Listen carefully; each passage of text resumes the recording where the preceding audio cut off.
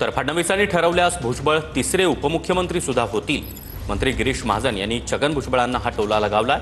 तर भुजबळ याआधी देखील उपमुख्यमंत्री होते, पक्षाने जबाबदारी दिली तर काहीही होऊ शकतं असं गुलाबराव पाटलांनी म्हटलंय। दरम्यान भुजबळ कुणामुळे मंत्री झाले हे तीनही नेते सांगू शकतात असं संजय शिरसाट यांनी म्हटलंय।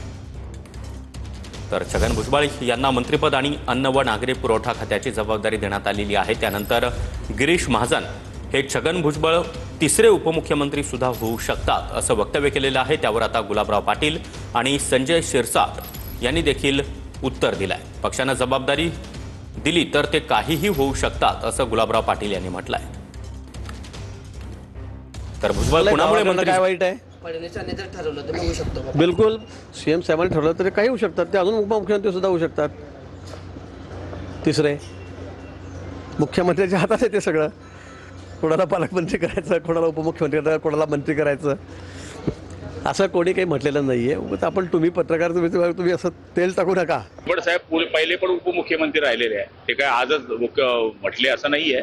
मागच्या काळात त्यांनी उपमुख्यमंत्रीपद भोगलेलं आहे आणि माणूस काही होऊ शकतो। शेवटी पक्षाने जबाबदारी टाकली तर कोणी माणूस काही होऊ शकतो। भुजबळांनी आतापर्यंतच्या राजकारणामध्ये जे जे स्टेटमेंट केले त्याच्यामध्ये एक शंकेला वाव ठेवूनच त्यांनी सर्व स्टेटमेंट केलेले आहेत। सस्पेन्स ज्याला म्हणतात तो ठेवण्याचा त्यांचा प्रयत्न आणि त्यांचा स्वभाव आहे। म्हणून आता देवेंद्र फडणवीस साहेबांमुळे ते मंत्री झालेत की अजितदादामुळे झालेत की अमित शहा साहेबांमुळे झालेत, हे खऱ्या अर्थानं हे तिन्ही नेते सांगू शकतात। म्हणून आता सस्पेन्स हा संपला पाहिजे।